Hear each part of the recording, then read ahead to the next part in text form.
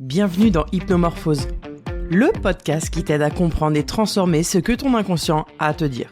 Je suis Anaïs Valadon, maître praticienne en hypnose et je t'embarque chaque semaine pour explorer ton fonctionnement grâce à l'hypnose, la neuropsychologie, les neurosciences et pas que. Tu te demandes pourquoi certaines émotions ou réactions te bloquent sans raison apparente? Eh bien ici, on va décortiquer tout ça ensemble et découvrir comment ton inconscient influence ton quotidien, que ce soit dans tes relations, tes habitudes ou même tes pensées. Mon but, t'aider à mieux fouiller dans ton inconscient avec des astuces simples, pratiques et toujours dans la bonne humeur. Alors si tu veux en finir avec le stress, l'anxiété ou juste mieux te comprendre, installe-toi confortablement. C'est parti pour l'épisode du jour. Hello à tous et bienvenue dans cet épisode numéro 86. Alors je sais, dans le dernier épisode, je t'ai dit on se retrouve la semaine prochaine pour cette séance pour t'aider justement à t'endormir et tu vois, je me suis dit la semaine prochaine et en fait ça fait 2 mois que je n'ai pas publié pour la simple et bonne raison que j'ai eu, un peu comme une personne lambda, un petit coup de mou, une petite période de ralenti, et j'ai donc priorisé certaines choses et je me suis ressourcée auprès de mes amis, de ma famille, j'ai repris certaines activités physique et sportive pour justement me réancrer, repartir dans cette réalité parce qu'en fait mon cerveau n'arrêtait pas de penser et je passais mes journées à cogiter et ne pas réussir à me concentrer. Donc pour enregistrer une séance, bien évidemment c'était un peu compliqué parce que moi je pars du principe où si je vous propose une séance pour travailler sur vous, c'est pas pour vous envoyer mes énergies négatives. Donc j'ai mis en place certaines choses et j'en parlerai dans certains autres podcasts puisque celui de la semaine prochaine s'appelle « Au secours, j'arrête pas de penser ». Donc justement, je vais te parler de mon expérience personnelle et je vais te donner tous les exercices que j'ai mis en place pour retrouver l'énergie dont j'avais besoin. Voilà, c'est fini pour la petite minute d'explication, de plainte, voyez ça comme vous voulez, mais là je vais vous proposer une séance que vous allez pouvoir écouter, réécouter à vos souhaits dès que vous avez des difficultés à vous endormir. Bien évidemment, je vous invite à aller chercher l'origine de ce petit couac du moment par rapport à cet endormissement en allant sur mon site www.anaisvaladon.com. Vous allez trouver une séance d'hypnose exprès sur le sommeil et là je vais vous aider à trouver l'origine de cette problématique. Donc je vous invite maintenant à prendre le temps de vous installer confortablement et de prendre le temps d'écouter cette séance. Allez, c'est parti. Je vous invite à vous installer confortablement et à vous laisser porter doucement par le rythme de mes mots. Ces mots qui dansent, qui tournent en spirale, comme des feuilles qui hésitent à tomber du ciel et peut-être à s'élever depuis la terre. Parce que tu sais, la lune murmure souvent aux étoiles des secrets que seul le vent connaît. Et toi aussi, tu peux écouter ou oublier ces histoires qui se racontent toutes seules au fil de tes respirations qui s'allongent. Et tandis que mes mots continuent leur chemin, il y a quelque part un livre ouvert, dans une bibliothèque silencieuse. Une page tourne, puis une autre. Ou peut-être est-ce le livre qui lit l'histoire de celui qui le tient. D'ailleurs, si la couverture devenait transparente, révélant un ciel bleu sous l'océan. Mais en fait, peu importe. Parce que le poids d'un nuage est doux comme une plume qui s'envole. Et chaque expiration libère une pensée, une peur, ou peut-être qui s'envole avec légèreté. Alors je vous invite à vous laisser simplement bercer par ces histoires. Parce que votre inconscient, lui, comprendra parfaitement ce qui est bon pour vous. j'aimerais commencer par raconter l'histoire de Julien. Julien regardait chaque jour l'horloge murale de son bureau avec anxiété. Chaque tic-tac semblait lui rappeler que le temps avançait sans lui demander son avis. Dès le matin au réveil, il ressentait déjà cette pression sourde dans sa poitrine, cette sensation d'être constamment en retard sur quelque chose qu'il ne parvenait jamais à identifier clairement. Il avait toujours l'impression que quelque chose d'essentiel lui échappait, que chaque minute perdue le rapprochait inexorablement d'une échéance mystérieuse. Julien imaginait souvent que le temps était un grand sablier, où le sable s'écoulait continuellement sans jamais ralentir, sans jamais lui permettre de reprendre son souffle. Cette pensée le suivait jusqu'à chez lui, s'invitant même dans son lit, perturbant son esprit alors qu'il tentait désespérément de trouver un repos réparateur. Un jour, l'horloge murale de son bureau s'est arrêtée mystérieusement à midi pile. Julien, d'abord paniqué, fixa longuement les aiguilles immobiles, sentant son cœur accélérer puis se calmer progressivement. Mais curieusement, au lieu d'être envahi par davantage d'angoisse, il éprouva un soulagement inattendu. Comme si pour la toute première fois, on lui offrait l'opportunité d'être maître de son propre rythme. Dans ce silence inhabituel, Julien commença à observer autour de lui. Il remarqua le rayon de soleil qui filtrait à travers les rideaux, illuminant doucement son bureau d'une chaleur réconfortante. Il aperçut la plante près de la fenêtre, vibrant d'un vert vif, dégageant un parfum subtil de nature. En regardant par la fenêtre, il vit les passants souriant librement, sans hâte apparente, profitant simplement de la douceur du jour, sans attendre que l'horloge reprenne sa marche. Julien décida spontanément de quitter son bureau. Il marcha vers le parc tout proche, sentant la fraîcheur légère du vent lui caresser le visage. Pour la première fois depuis longtemps, il inspira profondément le parfum des fleurs environnantes, ressentant un calme profond s'installer en lui. Il comprit alors doucement, et sans avoir besoin de les nommer précisément, que c'était peut-être cela qu'il fallait inconsciemment chaque soir lorsqu'il essayait de s'endormir.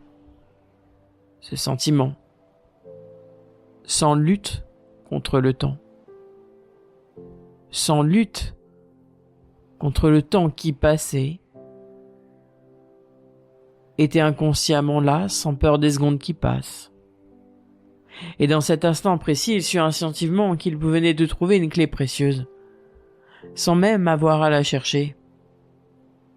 Alors je ne sais pas si vous savez ce que veut dire ce que je suis en train de dire, mais il se peut que votre inconscient soit rassuré profondément contre ce temps qui passe. D'ailleurs, ça me fait penser à l'histoire d'Élise, qui, elle, avait peur de mourir sans avoir vraiment vécu.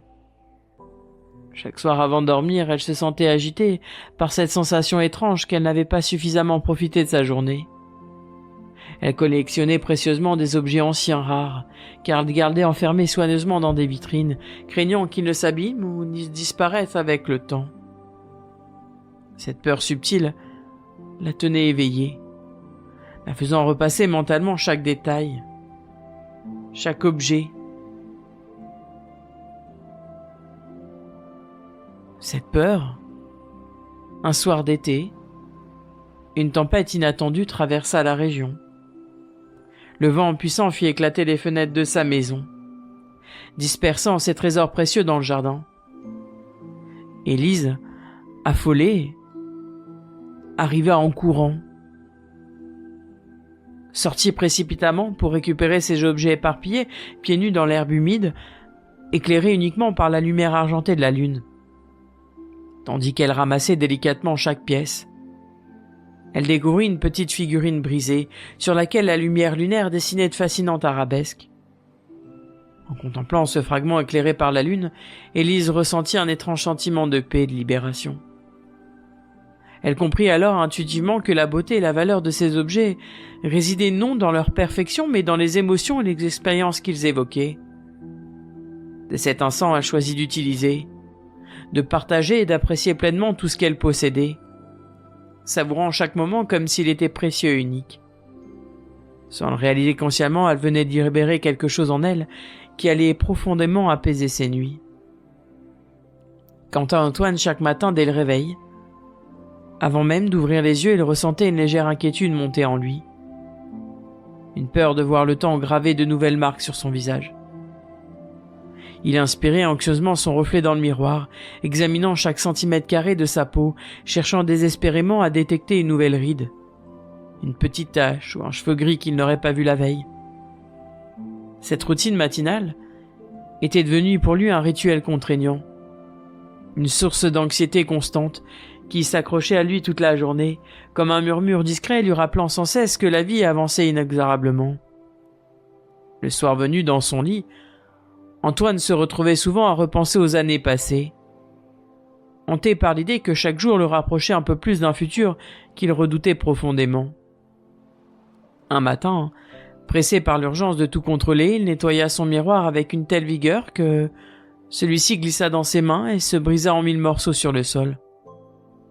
Antoine resta immobile devant les éclats éparpillés, comme hypnotisé par l'étrangeté de ce moment.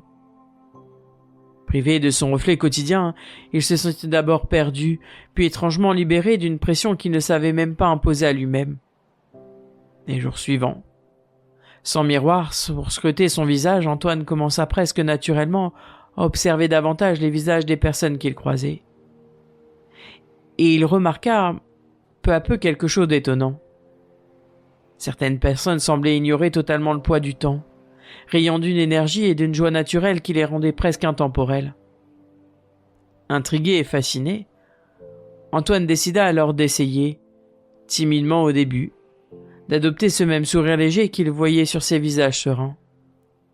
Avec chaque sourire qu'il osait afficher, Antoine sentait son anxiété s'apaiser doucement, comme si chaque coin relevé de ses lèvres effaçait progressivement les marques invisibles de sa peur. Au fil des semaines, il réalisa avec émerveillement que la joie qu'il s'autorisait à ressentir, même par petites touches, semblait ralentir naturellement les effets visibles du temps sur son corps. Sans s'en rendre compte consciemment, il venait de découvrir une clé profonde pour soulager ses nuits d'un poids qu'il ne comprenait pas jusque-là. Quant à Clara, chaque soir, elle avait aussi du mal à s'endormir, hantée par l'idée que quelque chose d'imprévu pourrait survenir. Pour apaiser cette peur sournoise, elle avait pris l'habitude d'écrire des listes interminables pour prévoir et contrôler chaque détail de sa vie. Elle avait un carnet spécialement dédié à ces listes, et à mesure que les pages se remplissaient, elle ressentait un mélange rassurant de maîtrise. Un jour particulièrement chaud, alors qu'elle écrivait frénétiquement sur des feuilles près d'une fenêtre ouverte, une brise douce et inattendue entra soudain dans la pièce. Clara sentit d'abord l'air frais caresser son visage, avant de voir toutes ces notes s'envoler délicatement par la fenêtre.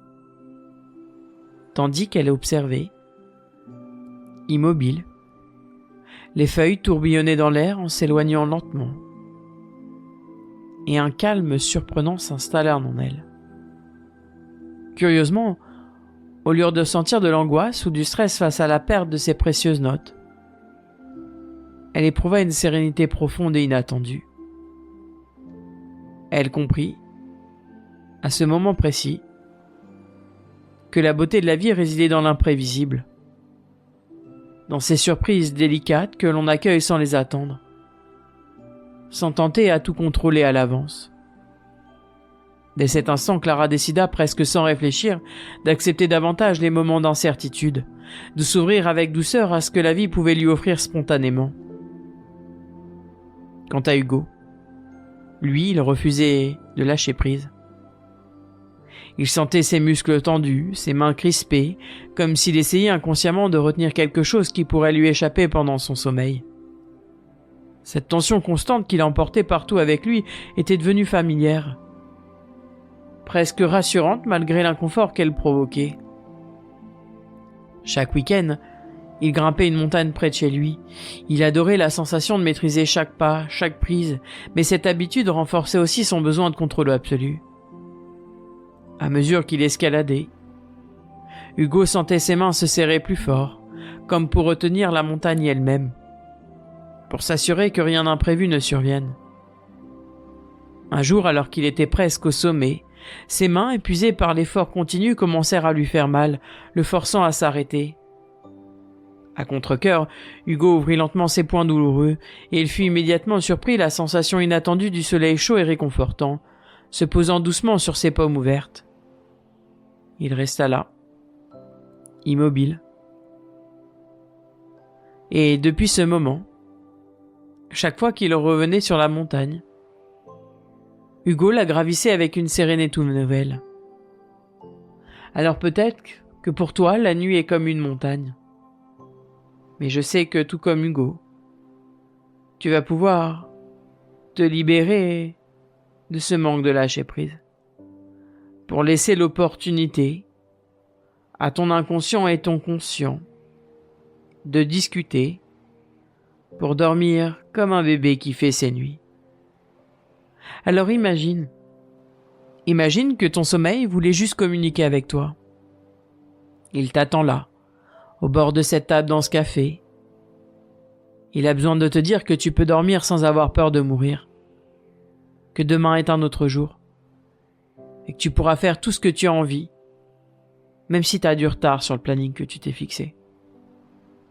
Il fait donc des mises à jour internes, pour que tu puisses dormir comme un bébé qui fait ses nuits, d'un sommeil profond et réparateur. Alors imagine-toi d'ici quelques semaines, heureux, heureuse, confiant, confiante, reposé mais surtout épanoui. Car cette séance aura permis de comprendre. Et comprendre, c'est être libre. Libre d'être. D'ici quelques instants, la séance va se terminer, mais j'aimerais remercier ton inconscient pour tous les changements qu'il va pouvoir opérer les jours et les nuits d'après pour ton plus grand bonheur. Ton corps va pouvoir doucement se désengourdir et, quand tu le souhaiteras, au rythme que tu le souhaiteras, tu vas pouvoir revenir ici, et maintenant, au moment présent et réouvrir les yeux, à cet instant.